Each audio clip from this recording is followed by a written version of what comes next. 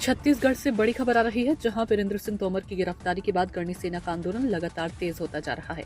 आज करणी सेना ने सर्व समाज के कार्यकर्ताओं के साथ मिलकर प्रदेश के उप मुख्यमंत्री व गृह मंत्री विजय शर्मा के निवास का घेराव करने का ऐलान किया, जिसके बाद राजधानी में तनाव का माहौल देखने को मिला है।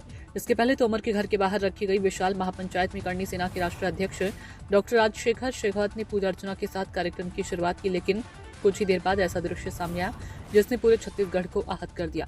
महापंचायत के उद्घाटन के तुरंत बाद राष्ट्रीय गीत का गायन किया गया, लेकिन समर्थन में पहुंचे कई कार्यकर्ता गीत के सम्मान में खड़े होने के बजाय बैठे रहे। छत्तीसगढ़ की परंपरा में राष्ट्रीय गीत के दौरान सम्मान में खड़ा होना अनिवार्य माना जाता है।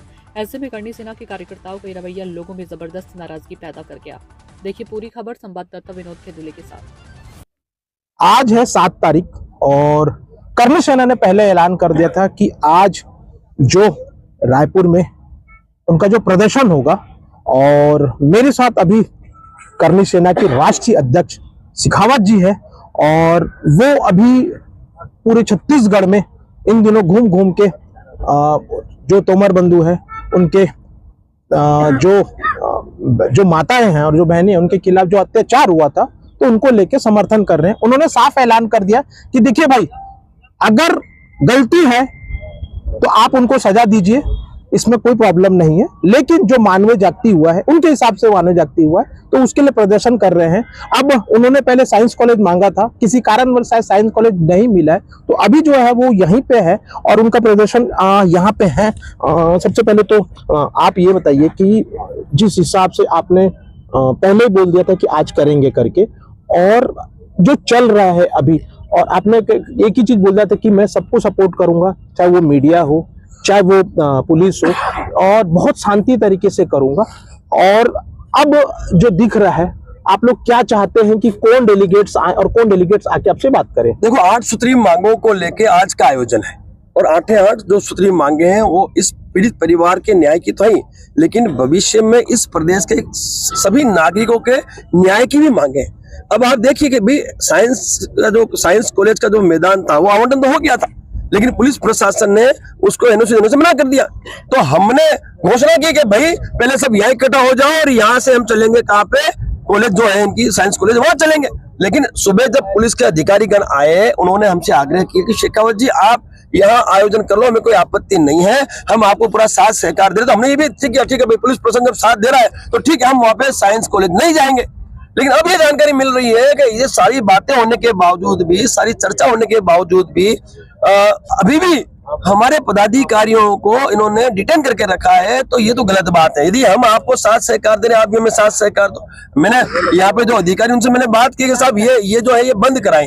मैंने कहा ये जो रोकना है, ये जो डिटेन कराए, इसको बंद कराएं। और मुझे उन्होंने विश्वास दिलाया कि वो करवा रहे हैं। मुझे पूरा भरोसा है कि वो हमें साथ देंगे। हम भी उनको भरोसा दिलाया कि यहाँ पे हम संविधान के दायरे में रहते हुए इन मांगों के लिए अपनी बात रखेंगे। एक दिन पहले अभी शुभ्रा तोमर ने भी प्रेस कॉन्फ्रेंस किया था, उनकी जो देवरानी, उन्होंने भी प्रेस कॉन्फ्रेंस किया। उन्होंने मीडिया से अपील किया था कि अगर मेरे पति दोषी है तो मुझे कोई प्रॉब्लम नहीं है, लेकिन उनके साथ जो जाति हुई है उन्होंने इस चीज के लिए रिक्वेस्ट किया था, और आप भी आज आए हैं तो इसी चीज के लिए आए हैं। तोमर जो बंधु है, ठीक है, उन पे आरोप लगे हैं।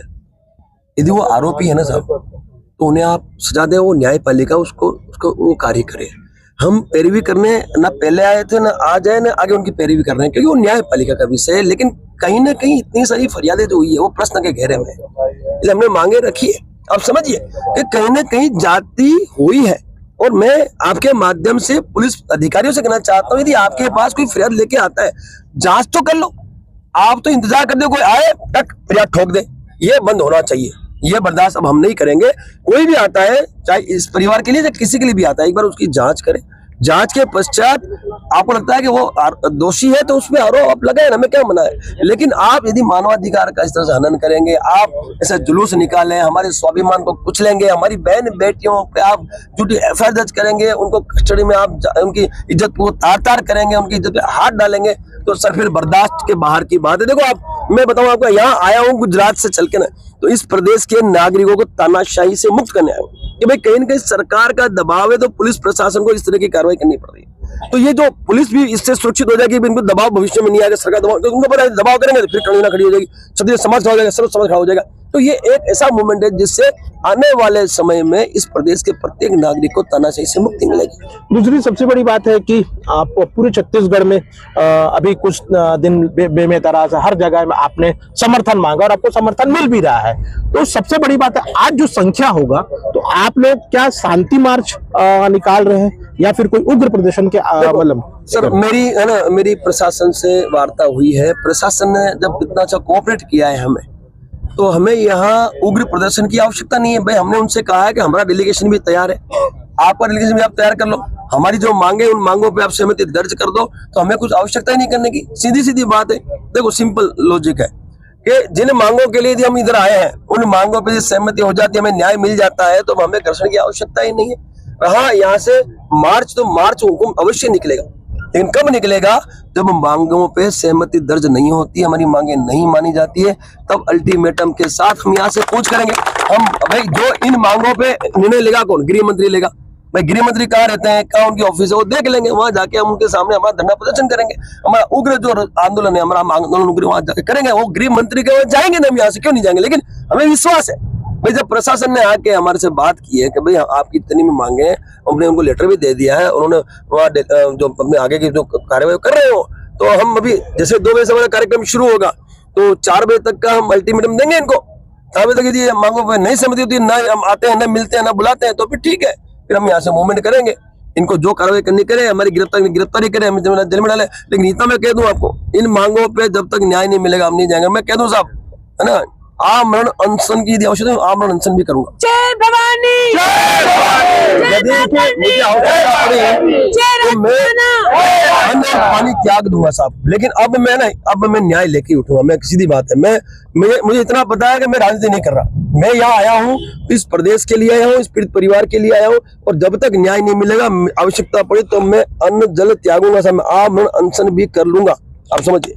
देखिए, ये करनी सेना के राष्ट्रीय अध्यक्ष डॉक्टर राज शेखावत ने साफ साफ शब्दों में बोल दिया है कि मुझे जब तक इंसाफ नहीं मिलेगा मैं यहाँ से नहीं उठूंगा।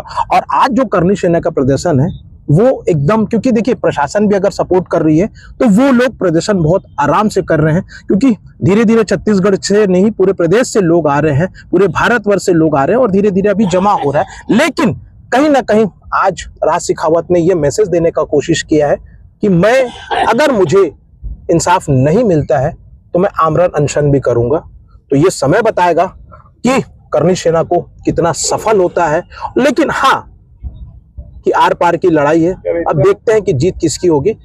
बने रहिए मेरे साथ, मैं आपको इस न्यूज की, इस खबर की, हर खबर में अपडेट करता रहूंगा। मैं विनोद खडूले, न्यूज नेशन 81 के लिए।